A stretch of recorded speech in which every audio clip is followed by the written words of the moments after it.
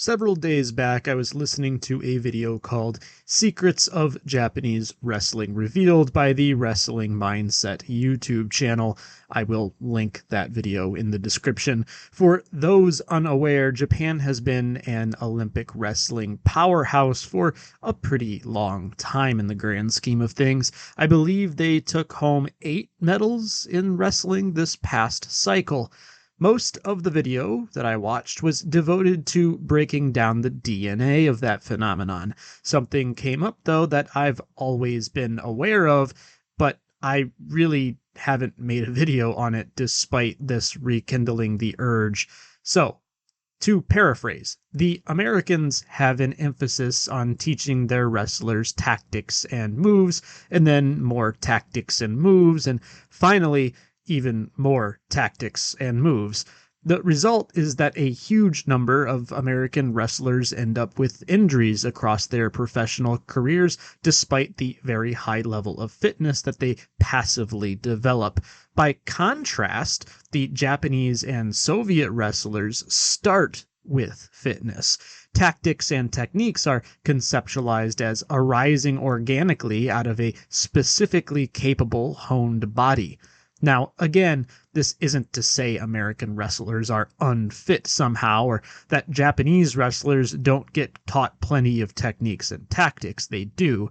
It is mostly a matter of emphasis and starting point, although I will say that there does appear to be a correlation between injury prevention and the Japanese approach. At any rate, I mentioned that I was already well aware of this perspective. I first became explicitly aware of it reading one of my favorite old school manuals, The Method of Chinese Wrestling by Tong Jung-yi, as translated by Tim Cartmel. 124 pages of the 229-page volume are dedicated to fitness, with an emphasis on specificity to the practice of shuaijiao. Techniques are given a relatively paltry 64 pages, and the remaining 41 are a range of discussions from rules to etiquette to acknowledgments in the foreword, housekeeping type stuff. This isn't an isolated incident either. Plenty of early judo literature deals with the concept of a judo body, and yes, an Aiki body is something that I will be touching on in a bit because it also exists in the literature. Taking my listening to Wrestling Mindsets video as a bit of a cosmic oracle, compounded with my prior knowledge on this fitness-first tradition in East Asia, I set out to do a deeper dive. And what I came across was this study: Physiological Characteristics of Aikido Practitioners and Aikido Workouts. Again, link in the description. Now, I don't claim to be a fitness expert, and I did have to read and reread and then reread again this paper to triple check my understanding about what the stats inside it meant. I'm pretty sure I have a handle on it, but I would recommend you do your own due diligence here. What I uncovered, though, was frankly worse than I imagined. If you were casually skimming the study in isolation, it seems mostly positive, or at least neutral. But reading it carefully and then comparing the data to other sports, the image it conveys is remarkably bleak. First off, the study seems to use cardiovascular benefits as its flagship benefit for Aikido practice, as represented by the value VO2 max. The issue I have with this is that I looked up other sports too. Every single one I compared to Aikido had superior cardiovascular benefits. Now, some of this might have to do with the sample. In one study, for example, they were looking at extremely elite athletes, and I'm not trying to compare hobbyist Aikido people to Olympian-level athletes. That's not a very charitable comparison, but I did want to know what the top end looked like. In another example, however, they were just looking at high school age wrestlers who weren't necessarily all that elite, but they were also outperforming the Aikido people in this area. And I know some may say, well, Aikido people skew older, and that's true, but if we take the study to mean that it's targeting an average, and that's kind of the average view of Aikido, then we still have a problem. Because I'll be extremely charitable here and just assume that Aikido at its current modern peak levels is comparable in cardiovascular benefits to other combat sports. And this is very charitable.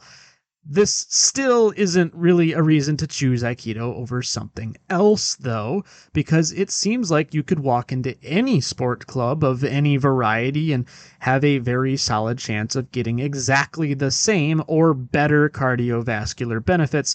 And remember, we're just talking about cardiovascular benefits at this point. There are so many other benefits that Aikido doesn't give you that virtually any other sport, it seems like, does. The next thing the study leans on for positive representation is flexibility of the upper limbs, and in this area, I don't have a whole lot to say. It does seem like Aikido is somewhat unique in this particular spot, and it makes sense given the kind of practice that Aikido is, but is it enough to set it apart from other options? I'd argue not. Then the study slips in some slam dunks against Aikido. Practice offers 0 benefits to grip strength or grip endurance and 0 muscle development. The findings on grip strength are, well, concerning in a grappling art, to say the least. Even outside of that niche, a person's grip, it turns out, is a meaningful biomarker for overall health. In other words, strong grip strength tends to indicate overall fitness, and this study found it's no different from doing 0 training at all in Aikido. But I decided to double check this against other combat sports just to be sure. Wrestling does get some minor grip benefits, and Judo, predictably, also enjoys quite a bit. At this point, I decided to have some fun with it and just check something random. Tennis. Guys, I hate to report this, but tennis players get more grip benefits from their sport than Aikido people, which is a grappling martial art. I don't know what to say other than that's freaking embarrassing. Now, the lack of muscle development in Aikido didn't surprise me at all, but again, it highlights this issue that people can pick virtually anything else in the martial arts world and get more benefits just by showing up. I also want to point out what the study did not bring up. It didn't even care to mention development of the legs, I assume because it was either under the umbrella of the whole 0 muscle development conclusion, or because it obviously was underwhelming. But keep the legs in the back of your head, it's going to reappear later in this video. It's at this point that I want to slow down and help my audience frame what all this means. First, if you're in the camp that does Aikido for fitness, it turns out you're better off picking almost anything else on average. Of course, there are outlier dojos and outlier practitioners and outlier teachers, but on average, it seems like Aikido is only just barely a fitness activity. You could just go for a run and get many of the same benefits. Second, if you're in the crowd that wants to do this art for self-defense, you should be mortally concerned, even if you're in the crowd that bafflingly believes it's an art dedicated to dealing with only untrained people. Set the bar lower, why don't you? You still need to be concerned because basically across the board, you are only as fit as an average person if you're an Aikido person. So unless you plan to subdue villains with your superior arm flexibility, or really hope the obesity epidemic hits the criminal underworld particularly hard, in which case, I guess keep doing what you're doing, then Aikido will serve you well. But if you have any inclination to be more fit than the average Joe, it's not really the best route to doing so. I know I cite them a lot, but I do want to keep in mind, too, that the backdrop to all of this is a rapidly aging demographic, and I'm not blaming older folks for being old here. Please don't take it that way. Age comes for us all. But I am saying that we have a rapidly aging art, which the already vastly outnumbered young crowd isn't getting fit in. which means when they inevitably inherit the art, do you think they're going to enforce a disciplined fitness routine and culture? Probably not. Additionally, I also came across a mention of an article written way back in 1997 by Stanley Pranin, which apparently noted a pattern of early deaths in Aikido instructors, perhaps correlated with a decrease in their training activity. Now, full disclosure, I've only seen this article cited. I'll link the place I found it in the description below, but it seems like the original piece might no longer be available. So, what we have here is just another sign of the times, I suppose, but apparently, much to my chagrin, I also have to be careful now about saying it's all right to do Aikido for fitness because apparently it, on average, doesn't even really appear to deliver on that promise. At this point, I need to address a couple elephants in the room. The first is the old, "I'm just a hobbyist, bro" line of rhetoric, and look, I get it. I'll spoil you a bit on the rest of this video and tell you that the moral here is not that every single Aikido person needs to be some kind of phenom, athletic freak of nature, but I would point out that there's surely a crowd that needs to carefully assess their training. If you are doing Aikido for self-defense or other martial purposes, you should always aim to be more fit than the average person your age. There really is zero excuse because being in better fitness is like stacking the deck in your favor before a hypothetical altercation ever even happens. And by the way, I don't mean be more fit than the average American citizen or something like that. Don't cheat. I like my country, but we are infamously unhealthy. I won't sugarcoat it. We're fat. When I say be better fit than the average person, I mean be in better shape than someone who reasonably takes care of themselves, but also isn't necessarily in the gym all the time. I'd also point out here that there's a huge optics issue.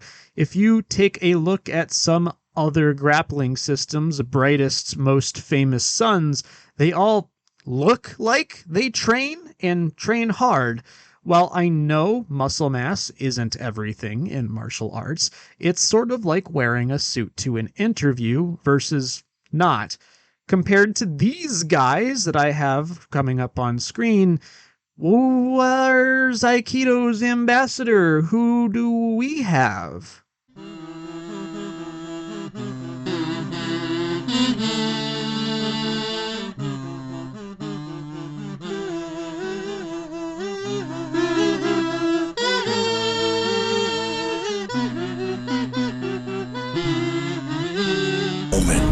And I was not born on a fucking turnip truck, man. And I was not born at night. I was born in a bright fucking sunny day, man, and I've been doing this for a long time.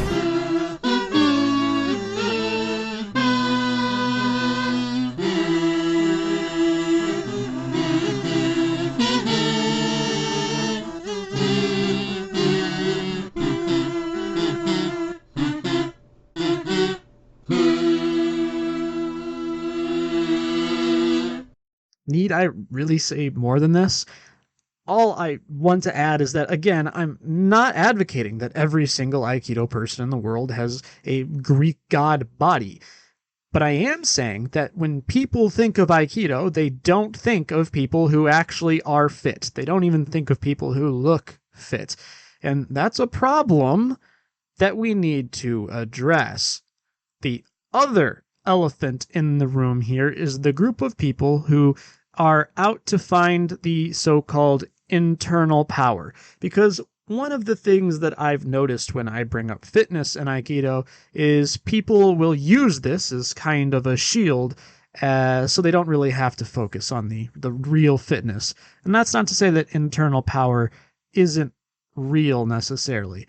I'll give it a fair shake here as much as I can. There are things that health science is really only just beginning to understand. For example, fascia might be one source of the elusive internal power.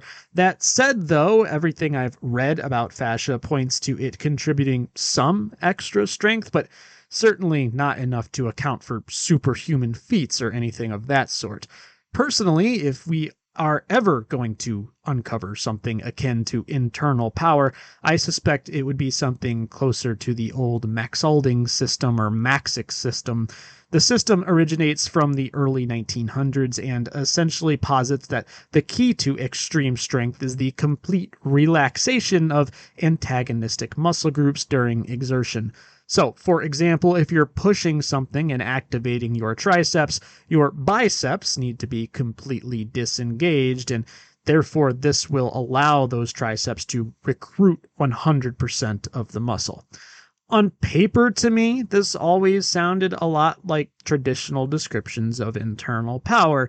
That being said, the Maxalding system seems to have fallen into disuse, partially scooped up by the bodybuilding crowd for aesthetic purposes of muscle control, and otherwise just languished in old books. We do know that proponents of this system back in the day were indeed athletic freaks for their time, but it's unclear to me if anyone is still around that can really teach the system in full. Despite having books, my sense is that if it is legitimate, and I'm not completely sold on it, but if it is legitimate, it would almost certainly be something you'd want a solid coach in the room for. I'd also point out here that if we do assume that internal strength is a real thing, I have found zero literature, traditional or otherwise, that posits that you can't be both internally powerful and externally powerful. In fact, I know internal martial artists who say that it's just a matter of starting point. External starts with muscle and then moves gradually towards internal skills, and internal martial arts are vice versa. Yet, in Aikido, for some reason, people think that it's all internal and we need to focus 100% on it. I completely disagree with that, and again, I'll be thrilled if we do find something out about internal power, but you can label me as a skeptic at the moment. What I'm getting at here is that I'm not necessarily discounting what many refer to as internal power as a complete impossibility. No, I don't think it will enable you to disable men twice your size with paced breathing and a heavy hand on their shoulder or something, but sure, there are places I could realistically see such a phenomenon growing out of. My issue with internal power, as far as this video is concerned, however, is ultimately threefold. First, there currently isn't a whole lot of proof for it. Scientists have occasionally tried to measure it in people who supposedly have the ability, and they have not found all that much, quite frankly. It therefore doesn't really seem to have much credible academic work attached to it, and that's not really a great look. Second, even if we assume it does exist, we don't understand it well enough to replicate it in average, everyday people.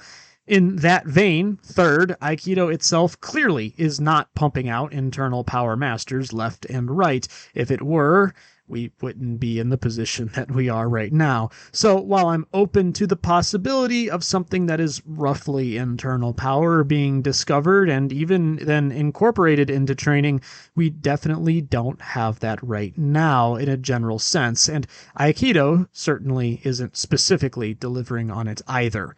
But maybe all of these numbers and all of the science and the Steven Seagal memes leave you wanting. Maybe you're that staunch traditionalist type who, for some reason, hangs on every word that an old dead guy said somewhere.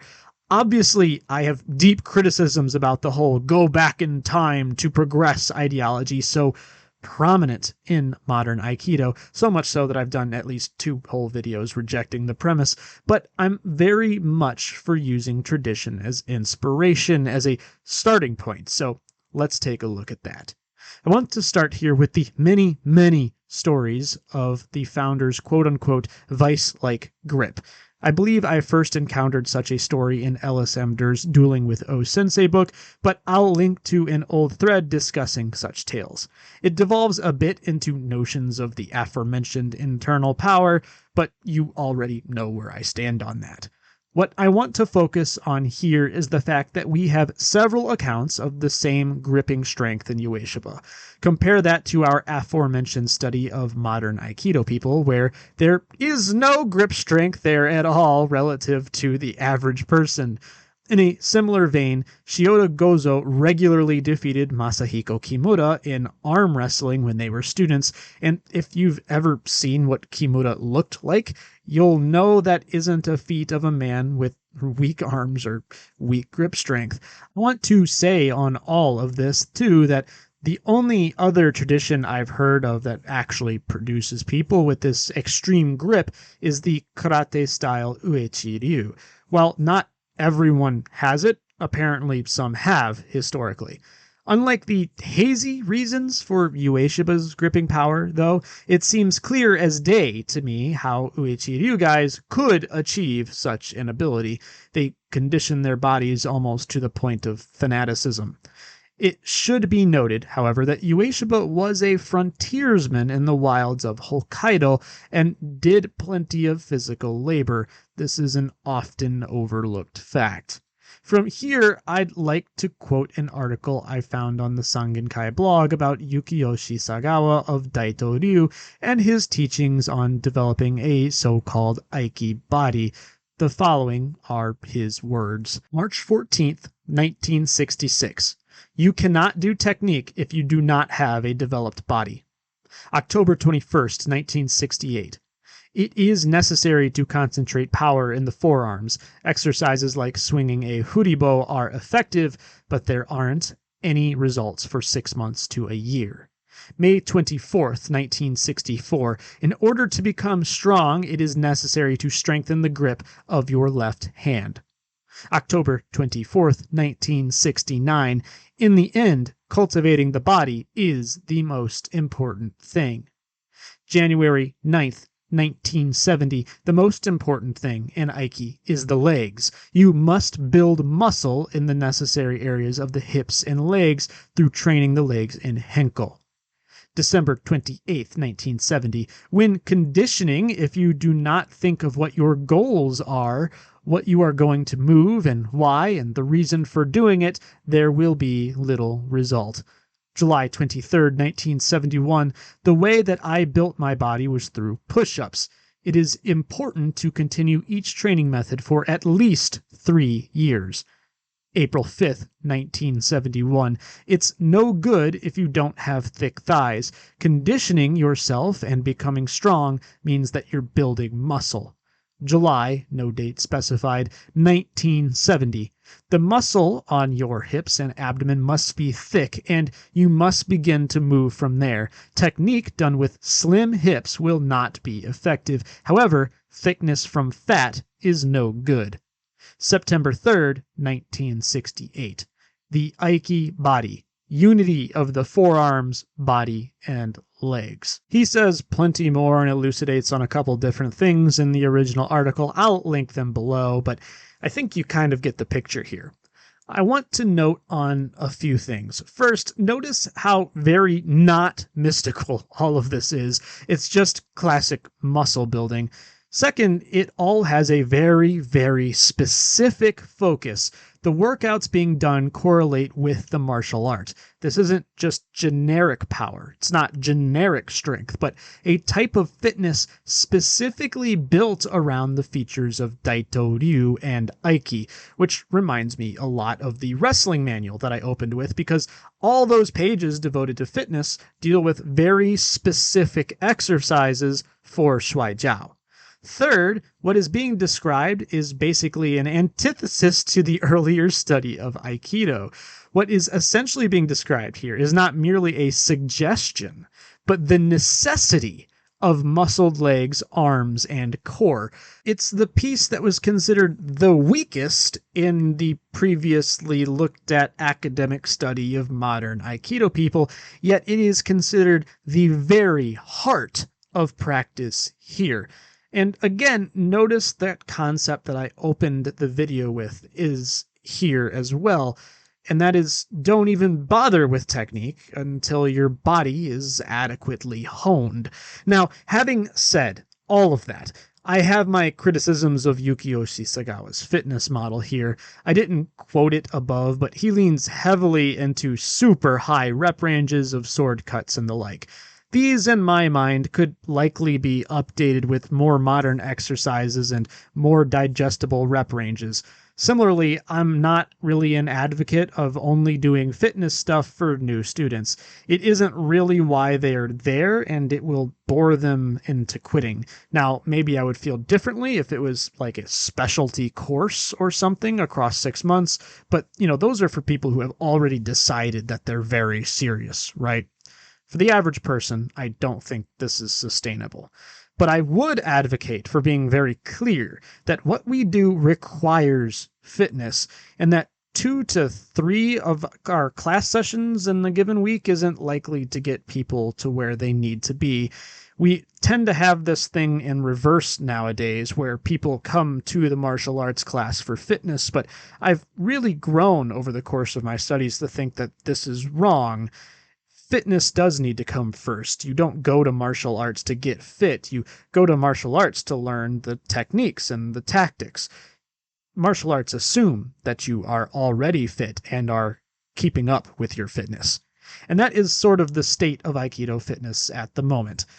Basically trash. Trash by modern scientific standards, trash by traditional standards, and trash by general martial arts standards. I think many of the people in Aikido are spending a lot of time innovating on techniques, at least the people that want it to be more martial. And that is a legitimate problem. I very much, in fairness, would agree that the techniques do need to be adapted and changed. And I'm also thinking along those lines, just look at my video backlog. But at the same time, we might be overemphasizing the wrong end of the problem here slightly. Divine technique doesn't mean much in the hands of people with poor fitness. And yes, I know of the whole, but it's a style that uses technique to overcome size and strength. But come on, guys, every martial art uses that marketing line. Fitness can only help out even more.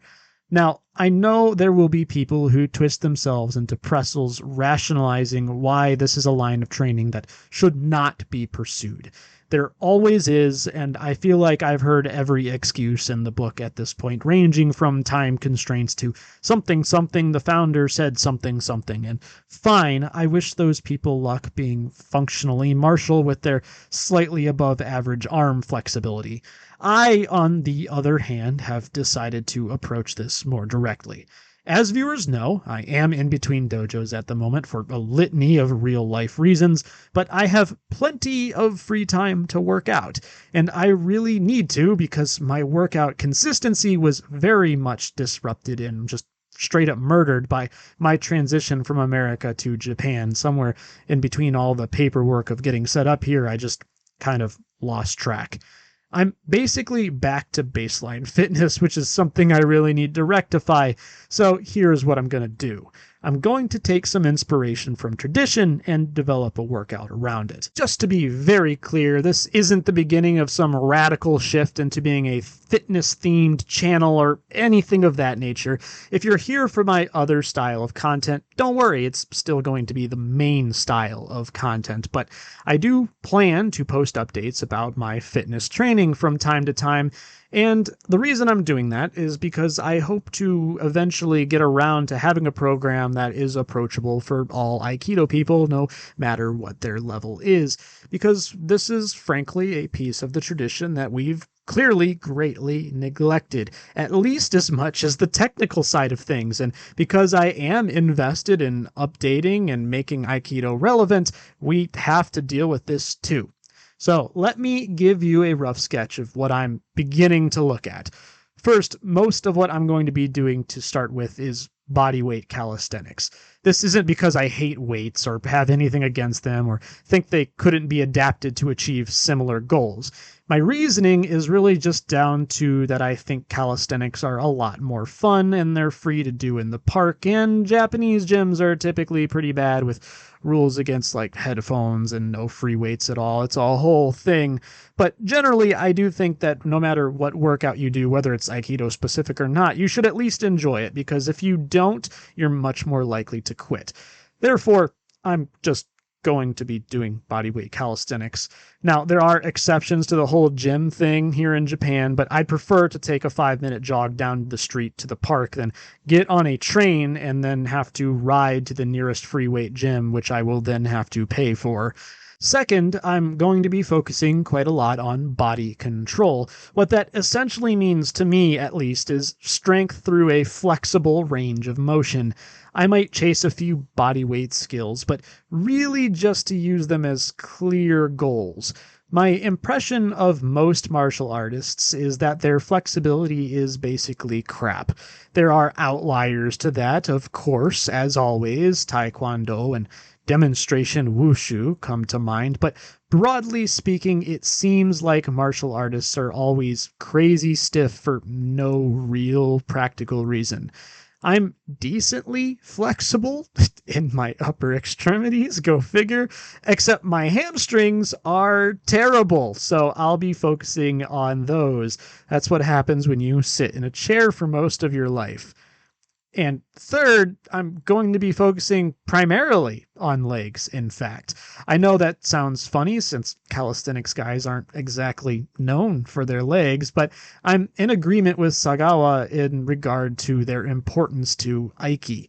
I plan on spending a lot of time with deep squats, single leg squat variations, sissy squats, duck walks, deep lunges, and plenty more. This isn't to say I won't be doing upper body stuff at all, though. Pushing has long been my strongest area because I've just been doing sets of push-ups off and on since I was like 5, literally, but I'd really like to start experimenting with more difficult variations as my fitness gets back to where it really should be. I'm much less of a pulling guy relative to my pushing exercises, but I can still hammer out like 7 or 8 pull-ups. Not where I want to be, so I will be working on that in the background too. Finally, although I'm not going to jump into it immediately, I do have a vague plan to pick up a mace bell. If you don't know what those are, they're basically weighted metal maces that you do exercises with. I'm mostly getting one because they look fun, but I also have a suspicion that they will be a good replacement for sword work, and it has the benefit of being able to be progressively overloaded, which is something that the traditional suburi and ken swings just don't really have. Yes, there is the furibo, but eventually you're probably going to outgrow that. All of this could change, of course, too, but for now, my goals are really pretty simple. Get back to an acceptable fitness level, open up my extremely tight hamstrings, strength through flexible range of motion, and a heavy focus on legs. When will a video of me in the park come out? Well, when I have progress worth showing, it will be coming.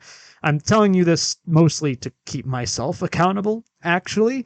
I have started this process already, but I don't really have that much to report. And like I said, this isn't going to turn into a fitness vlog channel. It's really going to be one of these things where I do some exercises for a month or two and then come to you about how I think I'm progressing and does it have any translatability into Aikido practice. And again, I want to stress that none of this is to suggest that the normal video is going to disappear on this channel. It's not. It isn't a replacement. It's an addition. If you could care less about this fitness journey that I'm going on as a side quest, by all means, skip that content when it hits the channel. My hope, though, is that I can hammer out a program that is accessible, understandable, and specifically directed at Aikido people, because I really don't want our fitness legacy to be slightly more flexible than average arms. Not to mention that fitness and martial function do go hand in hand. So if you're just doing Aikido as a community or cultural thing, by all means continue what you're up to. But if you want the practice to have that great fitness angle, if you want it to be martial, this is something that you should probably care about and consider addressing yourself. Anyway, that is all from me for now. I want to thank everyone for watching. As always, it has been a great pleasure, and there is no Tengu channel without your support. So I am very grateful for your attention and your subscriptions and your engagement. But for now, I'll see you all in the next one. Peace.